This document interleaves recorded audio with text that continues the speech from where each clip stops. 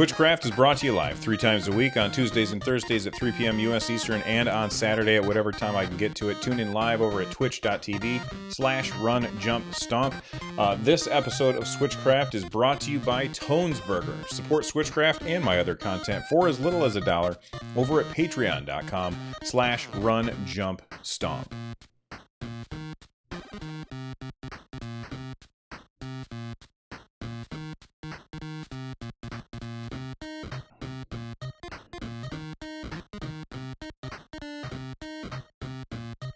Anybody interested in SNK 40th Anniversary Collection? Seems very underwhelming, except for Crystallis. I mean, it's a bunch of games. I asked for a review copy. I don't know that I'll get one or not, but, you know, cross his fingers. Oh, I didn't realize the music was still going. Thanks, Link. It didn't go into the recording, just into the live stream and the YouTube video. All right, let's do the next thing here. What episode is this? 229. Episode 229 of Switchcraft is brought to you by Audible. Get a free book and directly support the show by heading on over to runjumpstomp.com/audible. Once you're there, you can sign up. You get a free book. Whatever book you want. They've got thousands of books from every possible genre. You're definitely going to find something you like over at Audible. I'm still currently reading... It's actually a pretty long book. I'm still currently reading the video game history book called The Ultimate History of Video Games. It's a really, really good book. And the one that I've got lined up for after that is Blood, Sweat, and Pixels. And I can't bring it up right now. Blood, Sweat, and Pixels. So that's going to be the next book that I read, because I really enjoy reading about the history of the video games, this industry that gives me a vehicle to talk to people. So anyway, let's jump into today's news.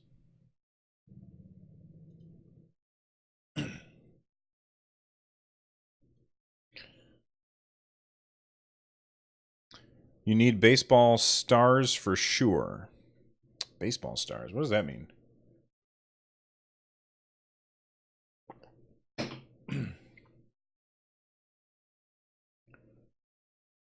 All right, stop.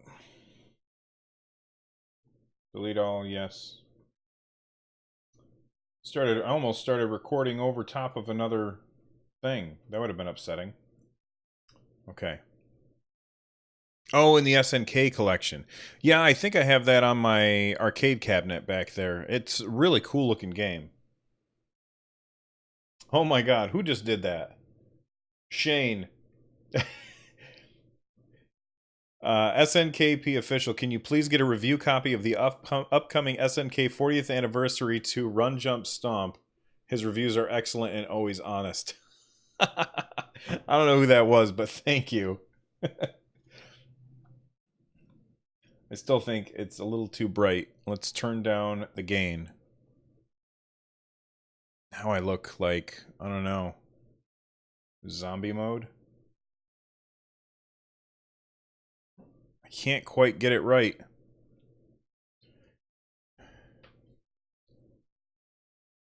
DJ Three Stripes, thanks, man. All right, let's get started on the news. So the first story for today is actually a very interesting story, and it says a lot about what's going on with the Nintendo Switch Online. This comes to us via Nintendo Everything, and basically what we're hearing here is a quick little blurb. Well, actually the source, Nintendo Everything, grabbed it from Variety. So let's go to the Variety site, and this is very interesting. I'm going to zoom in here. It says right down here, the game will not require a subscription to Nintendo's paid online Switch service. This comes from the developer, Tencent, which is a huge developer. Like, they're massive. They are one of the biggest developers in the world that you've never heard of. But that comes from the developer themselves. They're saying you can play Arena of Valor online and you do not have to pay for Nintendo Switch Online. That is a really, really surprising turn of events. I don't know if this occurs on PS4 or Xbox One where certain games you don't have to pay for, but for a while there was a rumor kind of out there floating around that free to play, or free games would not have to be would not require the subscription service from Nintendo. I don't know if that's true or not, but this seems to lend credence to it because Arena of Valor is a free game. I'm really not sure what to think here. I'm floored that this is true. I figured almost for certain that Nintendo would require developers to require the online service. Let's go to chat real quick. Link31254 says, on PS4, you can play Fortnite without PSN membership, but on Xbox, you need gold to play Fortnite, which is weird. See, I wonder if that's a developer platform restriction. So maybe Xbox says that you have to have gold, and PSN says that you don't, which is strange because PSN is usually the more restrictive one. If you guys are hearing banging in the background, it's somebody is, I think my wife is putting up a painting or something. I don't know. We'll just ignore it. So I'm very, very curious as to what this means. What does this mean for, oh my God, super loud cars driving by my house now, and I don't even have the window open right now. Anyway, does this mean like Fortnite is not going to require the Nintendo Switch online service? I don't know. I haven't heard anything from Epic Games about that. What about Paladins? Paladins is another free to play game, and is that one going to require the Nintendo Switch online services? And if enough developers just say, "Hey, we're not going to do the Nintendo Switch online service," then does that leave the Nintendo Switch online service only for Nintendo first party games?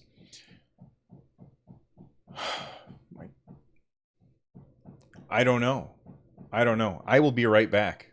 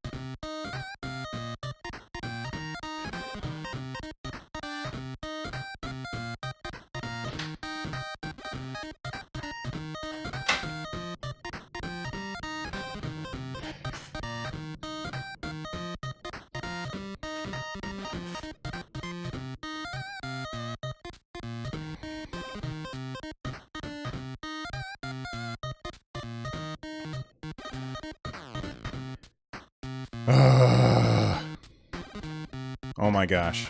Wait, what is wrong with this? Hello? There we go.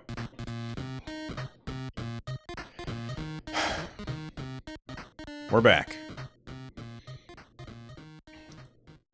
Did I pause or stop? I paused. I don't remember what the hell I was talking about. I'm just gonna stop. Save.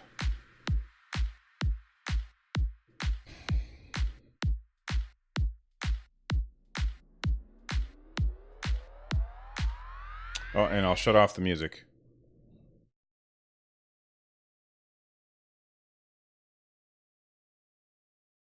All right. Whoops.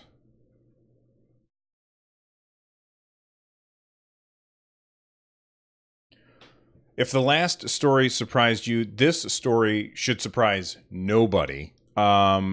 The new Nintendo Labo thing where you can build like a little car and plane and submarine. I can't remember everything that it was. I think those were all three. It's now going to be compatible with Mario Kart 8. Not a huge surprise. Mario Kart 8 was already updated once to work with the motorcycle thing from the first Labo kit, from the Labo Variety kit. So as soon as this was announced, everybody said, "Well, they're gonna have to update Mario Kart 8 Deluxe to work with this." And sure enough, they have. Again, I don't know why they don't say this ahead of time. Like, why don't they say during the announcement, "Hey, look, here's this new Labo thing. Oh yeah, and it's going to be compatible with Mario Kart 8." Like, why do they wait until a couple weeks after the fact to tell us about that? It just seems really weird to me. But there you go. We're going to be able to build like a little cardboard steering wheel and drive around in it. I have zero interest in this. There's absolutely nothing that I want when it comes to Labo. I think it's a cool idea. I don't want to have that stuff in my house. It takes up too much room.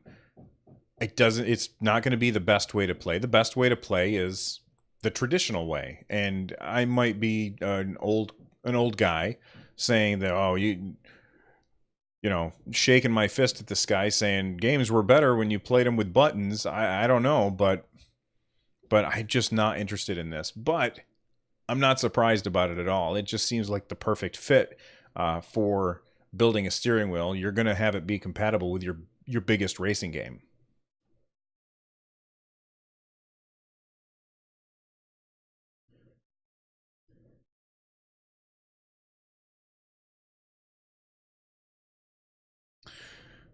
Vaxxer, they should make the Labo cleaner simulator so kids can clean after themselves when they build the stuff from cardboard.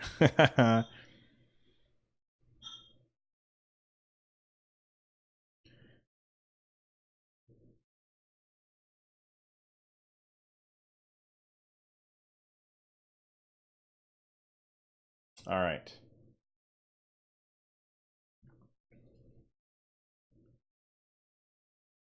This is actually a pretty interesting little device. I watched a video on it. Somebody dropped it in the Discord. I can't remember who did, but it was something that they said that they had backed on Kickstarter, and Nintendo Life, I guess, got their hands on one of these and reviewed it, and that is the Satisfy Pro Gaming Grip for the Nintendo Switch, which I guess is this.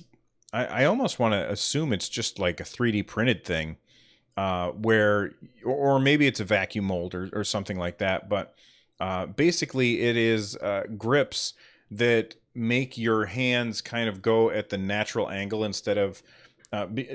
He did a great job explaining it. When you're using the Nintendo Switch, I suppose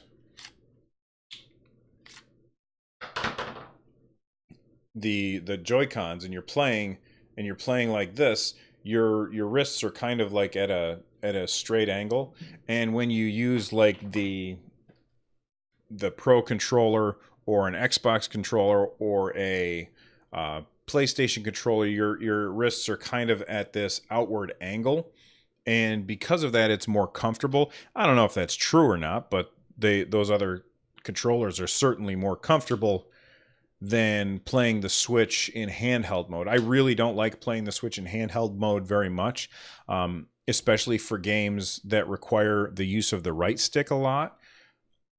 This handheld grip is made for use with just, like, you can't dock it with it. You can't take the Joy-Cons off. It's just something you slide over the Switch in order to what's the word I'm looking, just in order to make it more comfortable to play. And one thing that they pointed out is that the right hand of the device, the right hand side, is elongated in order to give you that angle because of where Nintendo put the right thumbstick. Now, we all know why Nintendo put the right thumbstick where they did. They put it there so that when you take the Joy-Cons off, they're mirrors of each other. It would have been easier for them to put the joystick on the top, and then it would have been more like the Wii U gamepad. The Wii U gamepad had both joysticks on the top and then the face buttons and the D-pad underneath that, which really made sense because it had like this symmetry to it. And when the Switch came out, they flipped that around because you can take the controllers off and use them as one person. You wouldn't want to have the joystick on the right side and the buttons on the left. That wouldn't make sense for how we usually play games.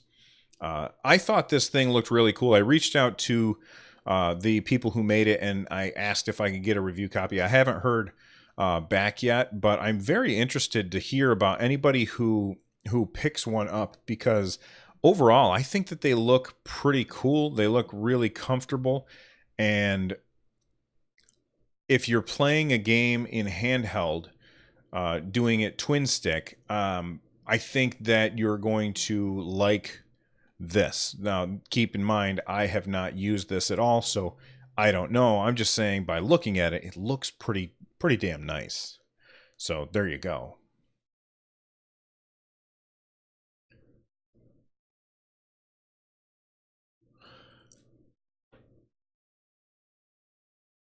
Oh, it was you, Lowworthy. There you go. Yeah, Vaxer, don't you play in handheld mostly?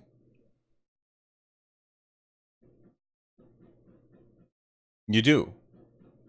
Do you find that the right side of the joystick is uncomfortable, or the right side?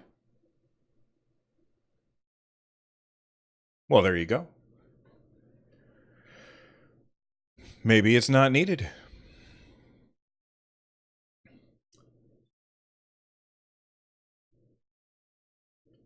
I'm sure that there's a lot of people talking about this, but Nintendo Switch outsold the Xbox One and the PS4 in July. And I know that there's going to be a lot of headlines out there saying, oh my gosh, Nintendo is killing it. And I totally agree, Nintendo is killing it.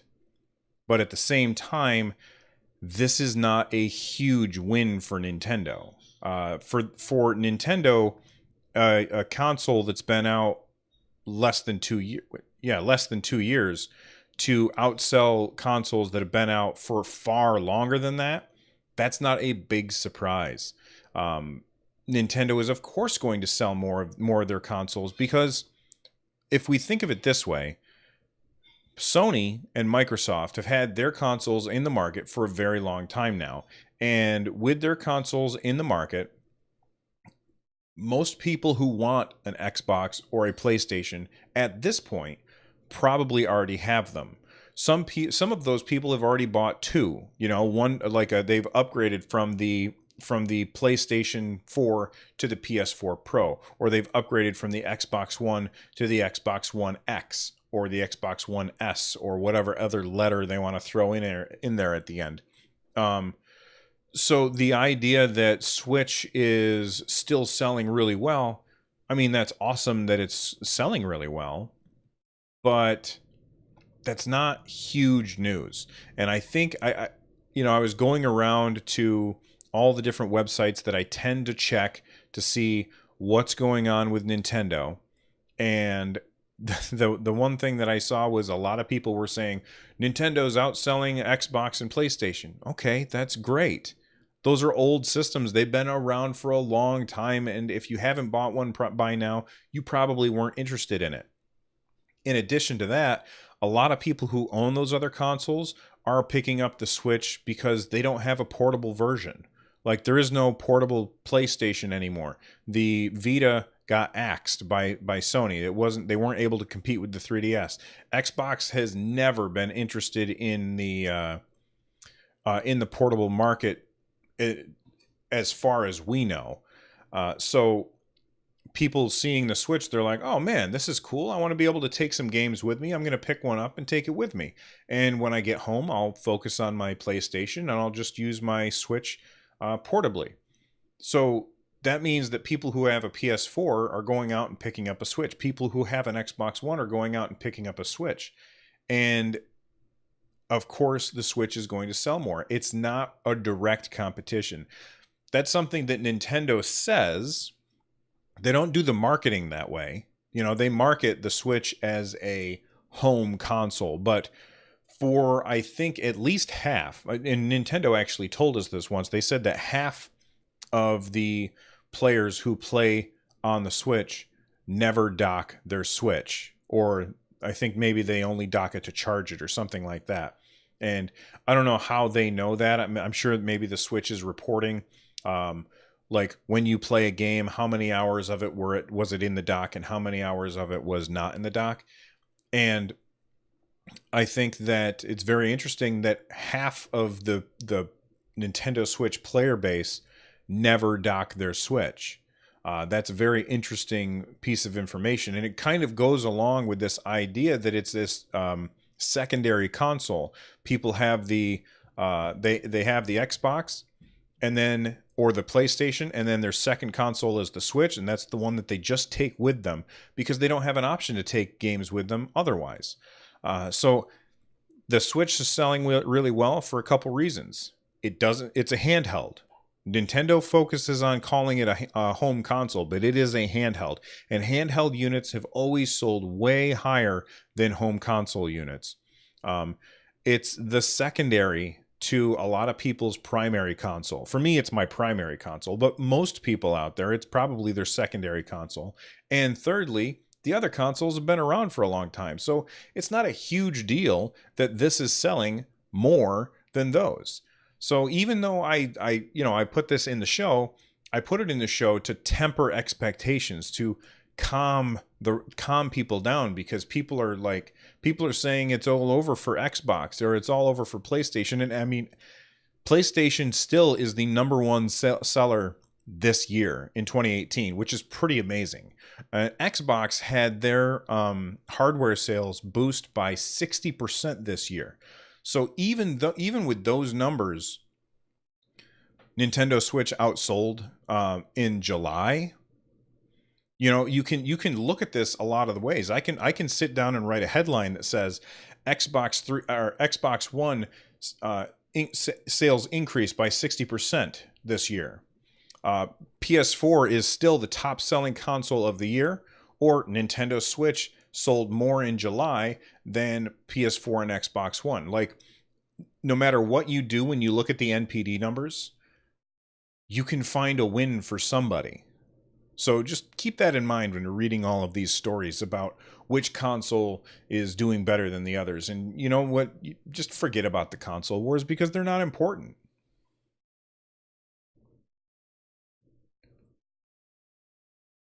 Vaxxer never uses it docked. Hopple says my Switch is 99% docked. Yeah, me too. Mine's almost always docked. That's right, we all win.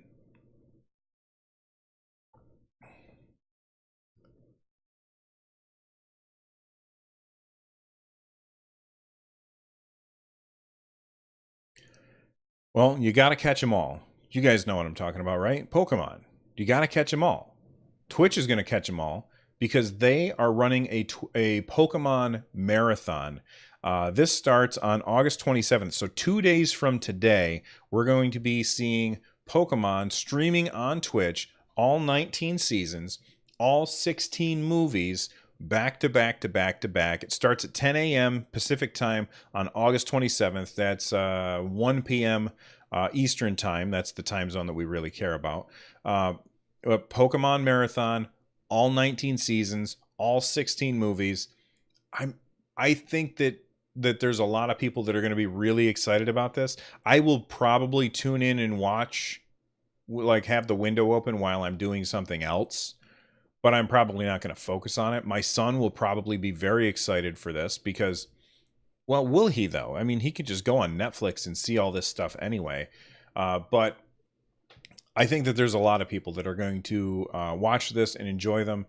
And usually whenever there's some kind of big marathon going for Twitch, they also have like certain emotes that come out. So people will subscribe to the channel that's showing this, and they'll probably get like some kind of Pikachu emote or an Ash emote or something like that. I think that this is really cool. And yeah, I know Nintendo does not own Pokemon. That's Game Freak, or well, the Pokemon company owns Pokemon. But I think that this is going to be something that I can put on in the background and watch stuff for a while, and just kind of have it on as background noise. I do know that whenever I sat down and my son was watching a Pokemon show, whenever I sat down and watched it with him, it was funny and I enjoyed it. And it's a good show. So there you go. I wonder if they're going to show that first episode that gave all those kids seizures. Probably not. Probably not. Don't you hate it when you are trying to find the mouse cursor on the screen and you're like, where is it? I can't find it anywhere. All right, we've got two quick things before we wrap things up. The first is I've got a video that you can check out over at my YouTube channel. It is a first look at the game Shio, which is this really interesting side-scrolling platformer where you're not necessarily jumping from platform to platform, but there are lanterns that are floating in the air, and when you are in a certain radius of that lantern, you can hit the jump button again, and you want to get from lantern to lantern to lantern, and you have it's almost like a little time trial to get from point A to point B as quick as you can without running into the spikes on the walls or the fire shooting all over the place. And it's got a very cool painterly art style. The translation from whatever is the main language of the game into English is really bad. The translation's terrible. And I found the story stuff to be kind of meh, I don't care. But the gameplay is really fun. And if you enjoyed playing games like Super Meat Boy, things like that, where Super Meat Boy is a lot more pixel perfect. This is a lot more floaty. But it just kind of reminded me of that with the spike traps and the other things that you have to avoid. But that's Shio for Nintendo Switch. There's a first look over on my YouTube channel. You can check that out. One more thing is Bravd, who is a longtime friend of mine and also hangs out in the chat. He reviewed a game called Earthworms, and I haven't posted it to the website yet. He sent it to me right before I went live on the podcast, and I haven't had a chance to look through his review and post it and find pictures and stuff to post to the website. But if you go to runjumpstomp.com, and if you haven't already gone there, you should. But if you go to runjumpstomp.com, when you get there, there's going to be, you'll see episodes and stories and stuff, and you'll also see reviews from time to time. And pretty soon, probably later today, I will post that review of Earthworms for the Nintendo Switch, which looked to me like a point-and-click adventure, and I don't like point-and-click adventures, so I asked Bravd if he would review it for me because I know that he loves that kind of game. So that's Earthworms for Nintendo Switch, and make sure you check out that review. All right, let's wrap this up. All right, it's time to wrap everything up. It's time to get out of here. The music that we heard today on the episode was Phantasy Star Online Ragul Weather by Zircon. So make sure you check their stuff out. You can find it over at runjumpstomp.com/music. Don't forget that if you want the full show, you can stop by and watch the live show at twitch.tv/runjumpstomp. You can go to the YouTube channel, youtube.com/runjumpstomp after the fact and watch the video version of the show. If you're looking for ways to support my stuff and get more content like this, then you can head on over to runjumpstomp.com/thank-you. All the links there will help me create more content. You can become a member of the Patreon. The Patreon gets a bonus podcast. Last night, this morning I just wrote or did a podcast review of Mission Impossible Fallout, the movie that just came out, and I posted that as just for patrons podcast. One other thing that I wanted to talk about, ways that you can get a hold of me. You can email me, runjumpstomp@gmail.com. You can call and leave a voicemail at 260-RUN-JUMP. You can join our Discord at runjumpstomp.com/Discord. Become a part of the community. Just the other day, I got a whole bunch of games given to me by a community member, and I'm going to be giving them away in the Discord. So if you're part of the Discord, every once in a while, I'm just going to go ahead and say, hey, everybody, join the Discord and get a free game. And people can go in there and enter the contest and maybe win a game. Plus, there's a lot of awesome conversation that happens there. Anyway, runjumpstomp.com/thank you. Check out that stuff. All the links there help me create more content. And thank you to everyone who has already supported the show in whatever way that you have. I really appreciate it. Now it's time to thank the live chat. We've got Vaxer, DJ Three Stripes, Hurdy Derp, Hopple, Lawworthy, Link31254, Mapeach, Skinny Seahorse, V&K, Virgo Pros, Vizard, Spidey, Noir, and Magister. You guys are awesome. Thank you for hanging out with me on a Saturday. I will see you next time. Bye-bye.